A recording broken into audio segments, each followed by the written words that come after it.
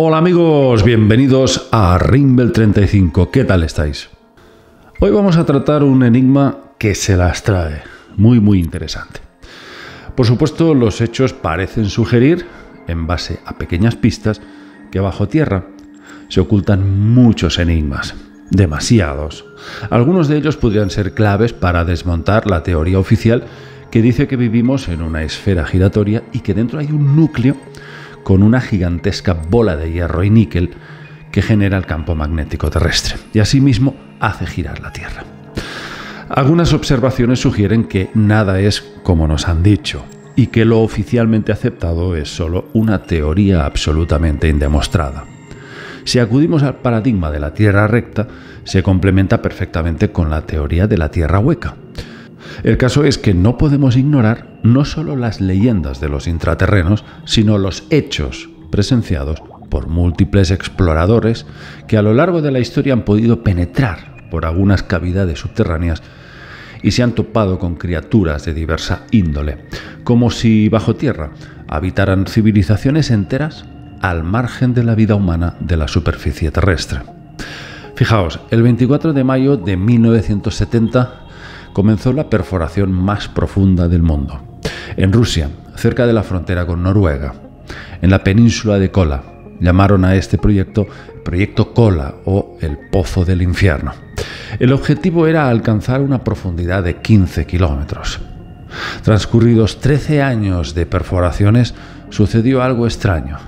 Cuando ya alcanzaban los 12 kilómetros de profundidad, sucedió que cuando quisieron retirar la corona del taladro, este se atascó y causó la rotura y desplome de unos 7 kilómetros de tuberías. Las perforaciones continuaron, pero a duras penas, cada vez más difícil. Era como si una barrera invisible ya no permitiera penetrar más abajo. Los científicos adujeron que era debido a las altas temperaturas, concretamente 180 grados. Fue en 1989 cuando decidieron clausurar el proyecto, alcanzando los 12 kilómetros con 262 metros, ni uno más ni uno menos. Eso es lo que dijeron. En esa profundidad descubrieron fósiles microscópicos y hasta 24 especies distintas de plancton.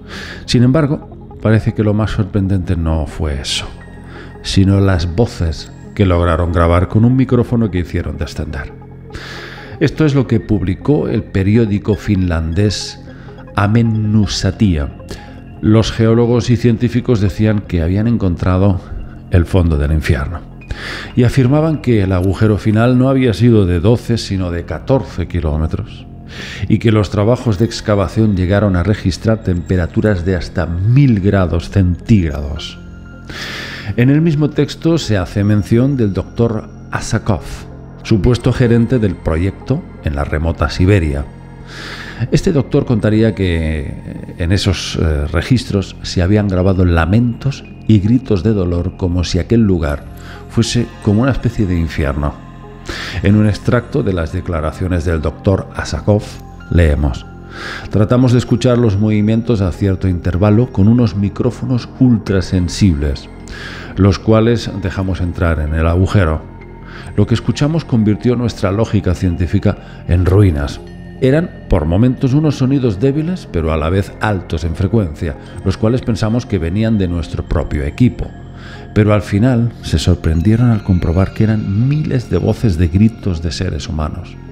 Y todo terminó como siempre. En vez de seguir indagando en el enigma, clausuraron el proyecto. ¿Por qué?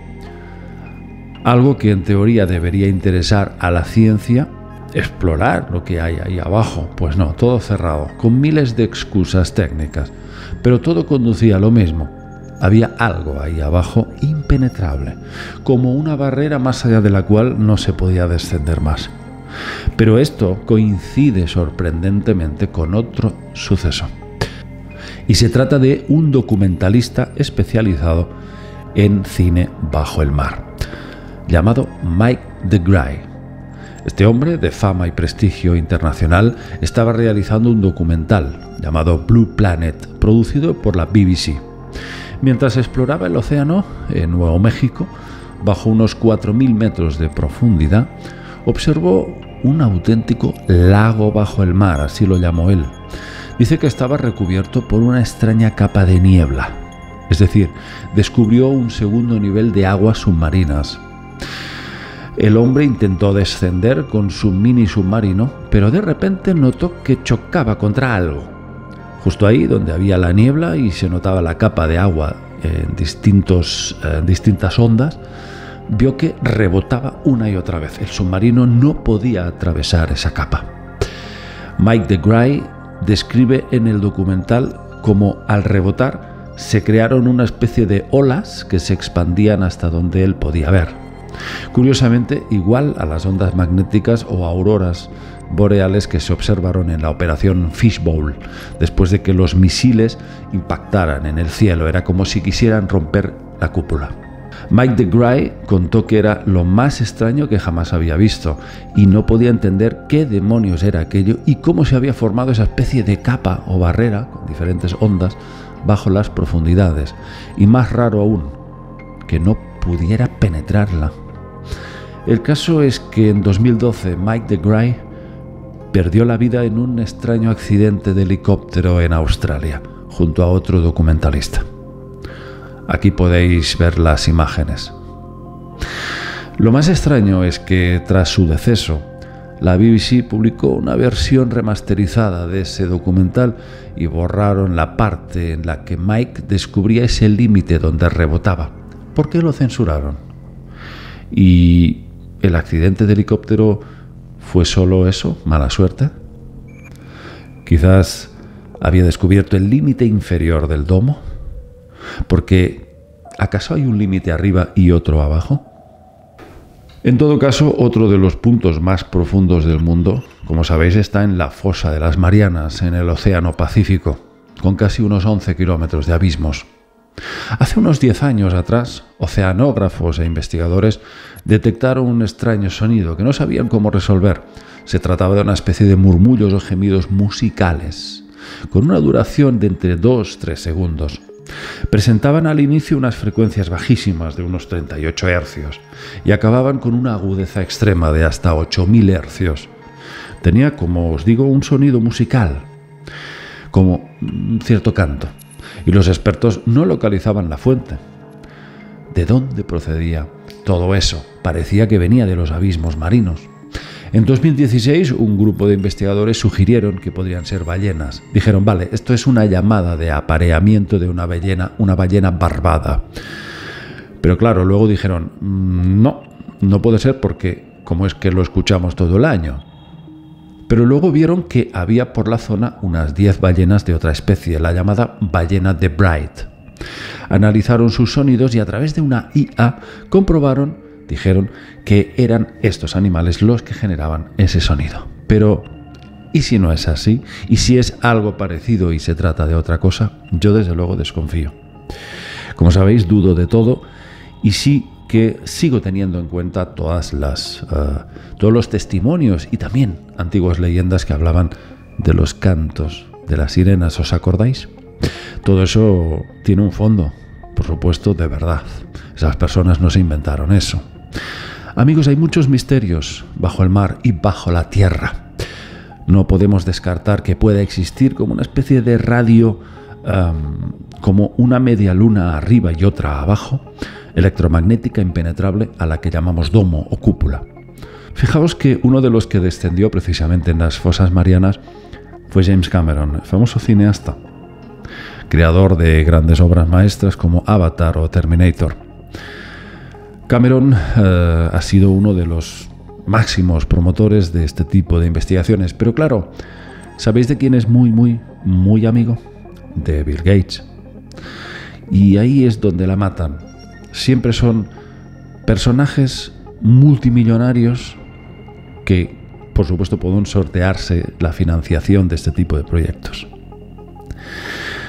Con lo cual, a partir de ahí sí se genera, para mí al menos, una barrera.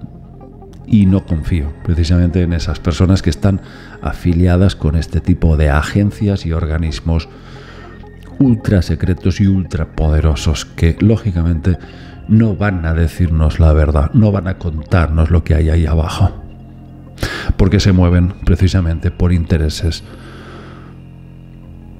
que solo ellos conocen y que están asociados a ese engaño monumental. Es una pena que la mayoría, seducidos de antemano por la belleza, tanto del interior de los fondos marinos como de la naturaleza, están seducidos por, vamos a decir, el estudio científico que proporciona todo esto y no son capaces de ver que los están engañando. Al igual que toda la parafernalia del espacio. Hay que intentar alejarse un poco, ver en perspectiva todo esto y entender quién es el que suministra esa información y esos estudios, quién los financia. Porque si no, vamos a ser los primeros en ser engañados. No deja de ser un acto de fe. Todo aquello que no pueda ser comprobado por uno mismo, por los propios medios de uno mismo, hay que desconfiar. Esa es mi opinión. Amigos, aquí dejo este tema. Es un tema muy interesante para seguir investigando. Por supuesto que sí. Un abrazo para todos.